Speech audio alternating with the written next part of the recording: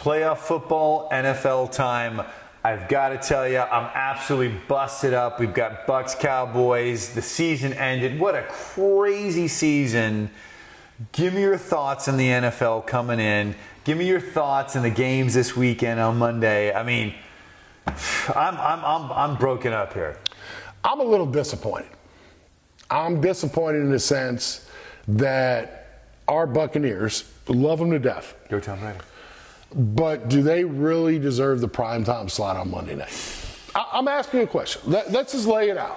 No, I'm not mad because I'm going to the shit party. I'm going to the game. Everything's great. But be honest. Let's be honest brokers about this new 17 game and this new playoff scenarios or situation, the way we play it. Give me your thoughts. They're prime time only because of the marquee players and team names, not because of the performance that team put on this year. Okay, but then again, Dallas laid an egg in Washington. I mean, come on, bro. Dude, I hate the Redskins. I'm sorry. Not the Redskins, the Commodores or whatever they are, the Commanders. Who cares? Or next week, the Washington football team. They're terrible. They're the worst. Right. You can lose to some teams, and I'll be mildly annoyed. You lose to Washington, that's unacceptable. I don't care if it's the last game of the regular season and you're already going to the playoffs. That's ridiculous.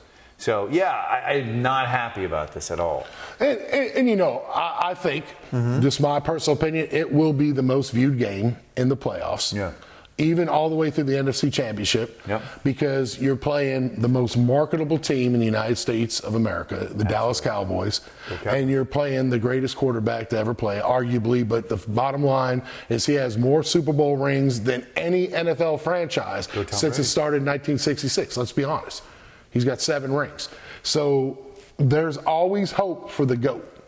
You never bet against him. The dumbest thing historically you could do is bet against Tom Brady. 7 and 10. Yeah, why would you? I mean, how many times have people been burned writing him off? He's done. He's finished. Man, you can't do it. Like that's a bad idea. There's a ton of history that will tell you that's a really bad idea. So, like I was saying before, though, you look at this game and we beat them. On Monday Night Football or Sunday Night Football opening week. What was it? 19-3. Yeah, right. I think it was. So Tampa Bay already knows they could beat them on the road. They got a lot of returning starters coming back, potentially even Ryan Jensen at center. So that'd be awesome. It's going to be a dogfight. So, I think this game is one of those games where I'm excited because I want to see offense and defense on both sides. I'm not taking a break when the other team I don't like is on offense. You're watching the entire 60 minutes. The entire 60 minutes. So I guess maybe to that point, that's exactly why they put it in a primetime slot. I don't know, because you and I love the Bucs and the Cowboys. Absolutely. You can go to Wisconsin and they're going to be like, Packers not in, and I really don't care. Right. But maybe, so it's hard to be objective on it. But for me, man, I am blown out by this game. I cannot wait, and I'm also feeling just dread in the pit of my stomach on it. So I think, though, getting back to our harsh criticism and the way this team was being coached, meaning the Buccaneers, and Todd Bowles and Byron Leftwich, nothing personal. They had some great years. Under BA, which, by the way, I watched his banner go in the ring the other day. It was wonderful. But with that being said, it's still an audition year. We got Kellen Moore out of Dallas already getting hit up. We're not even supposed to have conversations, I thought, till after the first playoff game. But he's already getting hit up by the Carolina Panthers. And then Byron Leftwich, if he wins this game, it could put him in a Cardinals scenario against the 49ers defensive coach. I forget his name, but he's a hot topic. No, the defense coordinator. Yeah. Great player. He's drawing a blank right now. So you have all these fires and all these new hires. And I thought, isn't it the rule you're not allowed to speak to anybody until the first playoff game? It's no longer the last season game. I thought it was. I don't know if it changed with the additional week of the. I don't either. We'll have to research it. It's I wouldn't think. Either way, man. The fact that these two teams are playing right off the bat in the playoffs is crazy to me. I mean, I've got to believe the Cowboys are going to win this game, but I refuse to bet against Tom Brady. And you know what, though? I think this is the strategy. Washington gave Tampa a very good look of how to play this game. Yeah. Riverboat Ron, his job was on the line. I mean, he went from Wentz, and then he went from Heineke, and then this new kid that showed up a little bit. He's trying everything, man. He's trying everything, but at the end of the day, those 3 quarterbacks probably won't even be the starter of Washington next year. Nothing he could do about that. No, but, and then you look at Vrabel throw his Titans away this season. And so when you start looking at it holistically, and you look at the league. Yeah. So you could sit there and say the NFC South was a horrible division. Yeah. But they played the strongest AFC division. Sure. With the Bengals, right? Oh, for sure. And then you play Cleveland was the only gimme, and then of course, then they play Kansas City, Pittsburgh, but Pittsburgh's like us, it's hit or miss. Absolutely. So I really don't know how to look at this game. I can't predict it. I know it's 3 on the bet line. Yeah. But you got Tom Brady at home, you got a lot of returners, and you got 3 years in the playoffs consecutive now. And it's hard to bet against that when considering since 2000, dudes won all the Super Bowls. Cowboys have been unpredictable. Tom Brady always seems to come through in the big games. Even the Super Bowl he lost against the Eagles, he threw for 5 touchdowns, 500 yards. Like, he is not the problem. He is the solution in these big games, and he's got a big game on his hands. And I don't know if but the other point was I thought Todd Bowles, again, not going to dog on him, or Byron Leftwich. You pull out Tom Brady when they're beating Atlanta at halftime. Mm-hmm. And then you look at it, did you want to keep that momentum after that star performance with Evans and him? Yeah. And then you start to ask yourself, I understand you don't want to attrit your players, attrition and like hurt them. Yeah. But at the same time, was that the right move? And is that going to factor in? Because here's what I got on my post the other night, because I like to get feedback. It's not just us. Yeah. But think about this. So you rest Tom Brady and everything else, but then you had this great rhythm for once this season. For once. I mean, he threw laser darts, much like Stetson did the other night for Georgia. I mean, he looked amazing. 40, 50 yards on a rope. Yeah. He's not old, obviously, at 45. I mean, those throws, I would tell you this. Impressive. Seriously. And I'll leave it at that. Yeah. Right? So I think Tampa's strategy, and I hate to say this, is to make Dallas make the mistakes on offense. And Byron Leftwich is going to play this little underneath stuff all day and run White and run, what's his name? Help me out. I'm missing the back's name right now. Which you're talking Number 7. He's my man. I'm drawing blanks. So we talked so many names today. I can see his face right here. It'll hit me in a minute. Thank you, sponsored by. But anyway, what I'm getting at though, but White's the faster back to the hole. Oh, without a doubt. So either way, I don't know how it goes, but we saw that umbrella from Washington. Sure. And that cover 2 adjustments. Mm-hmm. And I think personally, they're going to put Dak and push him to the left and right sidelines. And they're going to just, let Dallas make the mistakes. Dude, Dak is going to give me heartburn. Oh, well, he's going to have to throw into Todd Bowles' wheelhouse. For once this season, this is where Todd Bowles will shine as a coach. And the Cowboys' running game, it's Fournette, by the way, was his name. Leonard Fournette. What am I thinking? No, it's okay. It's, and look, the Cowboys' offensive line's been banged up. And so there's some equality there. The running game is not what it was before. No. So it's going to be fascinating. But they do have Pollard back. They do. But and look, Ezekiel Elliott's done a great job over the stretch for the regular season. But man, they've just taken a couple injuries. They've had to move a couple guys around. I don't know, like that matchup with Vea. But when you look at it though, defensively, I think we can handle the Dallas front 4. With 4. Sure. And we could drop another guy. We're going to have Devin White. Yeah. And then we're going to also run against Pollard with our new added guy, White, and a couple other guys that showed up. And then we'll do the Leonard Fournette against Ezekiel Elliott. Very similar backs. So I think this game is so close that there's no way. Why do you think the bets were 3? Because they're so equal. And we're just going to have to see if I can't wait. I mean, in my opinion, it's going to be the best watch game, though. And you can't tell me. So what was the number one watch game this year? Was it? It was Cowboys Giants on Thanksgiving. That was the highest rated game. Highest rated, I think, in a long time. I don't think this game, in any way, shape, or form, doesn't surpass that. Yeah. Because this could be Tom Brady's last season. It could be. And we know that the tickets are through the roof. Absolutely, it's going to be amazing. And I don't bet against Tom Brady, so I'm picking the Bucs on that reason alone. I'm picking the Bucs to win because you don't bet against Brady. You don't bet against them. I don't know. The games. I'll be on the Dallas tunnel. Yeah, and I'm going to get some footage for the show. I love Dallas, but I will say this: I personally do not believe that this game is more than a 7-point margin. I'll leave it there.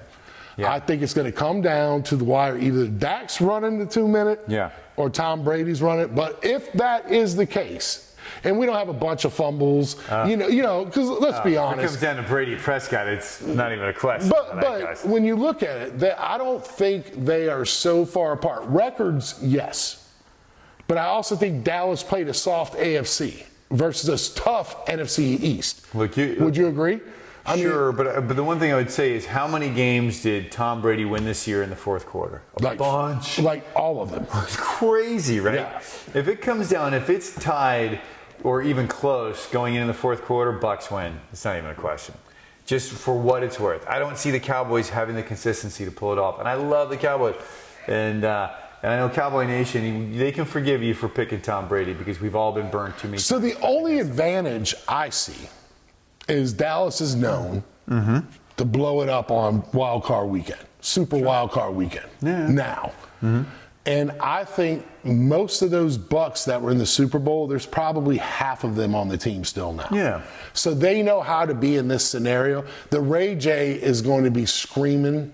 It's going to be louder than it's ever been. 2 weeks ago, it was loud. But the Cowboys also bring a fan base. They do. Huge. And I was just getting there. Yeah. So it's probably going to be a red, white, and blue scenario because you're going to have a lot of Cowboy white jerseys, a lot of Bucs white jerseys, and then you're going to have a lot of red jerseys from the Bucs, and you're going to have a lot of blue jerseys. So it's definitely going to look like an American flag. It's going to be patriotic. I can't wait. But who would have ever thought it would have ended this way? Man, of all the teams that were coming together, like two bullets flying at each other, these were the two teams I did not want to see play. I did not, and I'll tell you why, because I think they would have been better playing other teams in the wild card. Totally. So, but we are what we are, and we're here, and we're, 4 days away. But I'll tell you this, Dallas fans are going to be out in droves. Oh, yeah. It's going to be crazy. And you know what? This is the first time, because I was gone last year, missed all the playoff games, and gave those tickets to my buds. But this year will be the first time I get to see actually Tampa Bay and Dallas, even though I lived in Dallas, went to all those games, to see them in a playoff game. That's great. And I can't wait to see it. It's going to be awesome. I don't know. Because I live here and I have a chance. I don't even think Tampa, even if they win, so many things have to happen to get another game here. Yeah. So I honestly think this year, this is the only playoff game we're going to get. Would you agree? Yeah, absolutely. So I'm excited because I worked hard my whole life. History, absolutely. And growing up in Dallas, before that Chicago, I'm a Bears, Dallas, and Bucs fan. But I'm riding with the Bucs because, you know what? We got Prescott for at least 3, 4, 5 more years, and we only got Brady probably this year, unless we go deep and convince him to come back. Right. This is it. And this is NFL history. We got to admit, you're going against one of the elite powerhouses since the league started, against one of the weakest teams in NFL history that somehow squeezed 2 Super Bowls, right, when they shouldn't have. Sure, right. Honestly. Yeah. So we were wild card the whole way through. We won the Super Bowl. Derek Brooks hears me say that, I will absolutely disavow saying that. No. But you understand what I'm saying. I mean, Brad Johnson of all quarterbacks, right? And then you look at the Bucs history. But before we had Williams and we had Steve Young. Yeah. I mean, we had great quarterbacks, but just couldn't put it together. Right. So now you have this opportunity to see the Bucs who've won 2 Super Bowls since the turn of the century. Right, which is a big number. It's compatible with most, other than wipe the Patriots away. Yeah, you take the they're right out. with everybody else. So I'm thinking that this game is going to have the biggest impact and the biggest money making viewership and everything in NFL history other than a Super Bowl. And that's why they put it in prime time, Why did they, though? That's why, because it's going to be the biggest money maker. It's going to be the biggest of all. And so the last thing we're going to talk about, do you agree, and this is for the NFL if you're watching, or our guys, if you have a losing record and you win your division, and the wild card team you get selected to play, they should be playing this game in Dallas. I love it. No, I think it's right. You should be rewarded for garbage football. Well, what happened was Atlanta's fans that are season ticket holders, they were robbed. Yeah, for sure. So let's just be honest, Kevin. Yeah, because this is my final debate on this show until we get it together again. Yeah. But if you have a losing record and you could have had a winning record, but you want to rest your guys, but you're paying $500 a pop to go to the Mercedes Dome, right? Isn't it Mercedes up there, I think? Yeah. So, beautiful stadium. So you're going to pull all the players, and Atlanta's going to play you straight up because their season's over. Yeah. And then you lose the game, and then Dallas is what, 10-6 or 10-5? Yeah. What are they? They're 13. They're right? 13. Yeah. 13. So 13-4. Yeah. Pardon me. So you're 13-4. They obviously played in the toughest division of football this year. Let's be honest. Oh, for sure. So if you want to forego that game and you're not 500, so here's a rule for you, NFL, next year. If you're not 500 or above and you're a division winner, and that wild card competitor is 13-4. Yeah. You're going to their stadium. I love it. I think that's fantastic. But why wouldn't you do that? It's only fair because otherwise, some of these divisions get lit on fire. And you can't look. Who would have thought the East would have recovered like this? You hit it. Like the NFC East was by far the most competitive. The NFC South was just garbage football all year. So you won the division, but you had a losing record, and you played those garbage football teams twice. So 6 of those games you're playing against teams that are really bad. And then the AFC side, though, we had it tough. Yeah. Let's just be real. Oh, for sure. Ravens, Bengals. I mean, go through the list, right? Sure. I mean, it's crazy. But this year we get the South. Yeah, it's so great. So Brady right now is licking his chops. We got a shitty South, excuse my language, and we got it's true. And then we have an additional Dookie South. Yeah. So that's how it's going to align, right? It's going to So I mean, we got Jets, the Dolphins. I mean, let's be honest. I don't know what's going on there. They look better than they are some days, and then other days you're just like, what happened? What happened? But the Tua situation, whatever. But anyway, I think that should be the new rules going in next year. I love it. The rule committee should honestly sit down and say, look, if you win your division but you have a losing record and the other team that's the wild card, so that would be the 5th seed, which Dallas is, they get the home game. Because then you don't screw the Atlanta fans over. Boom. There you go. 100% agree. All right, you good? Hey, until next week, we appreciate you checking in with us, right? It's been a long holiday. We all got things going on. He's moving, she's moving, I'm moving, or whatever we're moving. But I can't wait to get another show in, and this is going to grow expeditiously over this year. Let's do it. All right, brother. I appreciate y'all. Thank you.